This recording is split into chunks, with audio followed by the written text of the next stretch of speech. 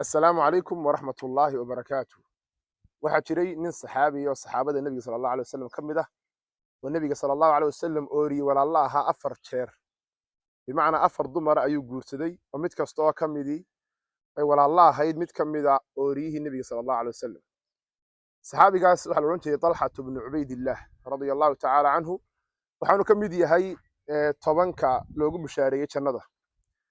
wuxuu guursaday gabadh la yiraahdo Hamnatu bintu Jahshin oo ay walaal yihiin Zaynab bintu Jahshin. wuxuu kaloo guursaday gabadh la yiraahdo Kulthum bintu Abi Bakr as-Siddiq oo ay walaal yihiin Aisha bintu Abi Bakr as-Siddiq. waxa kaloo guursaday gabadh la yiraahdo Ruqayyah bintu Abi Umayyah oo ay walaal yihiin Hindun bintu Abi Umayyah Salama radiyallahu ta'ala anha.